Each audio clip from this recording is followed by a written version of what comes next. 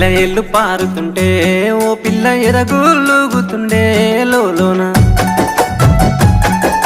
నదులన్నీ కలిసినట్టు పిల్లగా నవ్వెంత బాగున్నది నీలోనా గాజుల సప్పులు గలుగల్లు మోగంగా గజ్జెల పట్టీలు గంతేసి ఆడంగా వరిగడ్డి మోపు ఎత్తి ఓ పిల్ల వయ్యారి నడుము పవే ఈ వేళ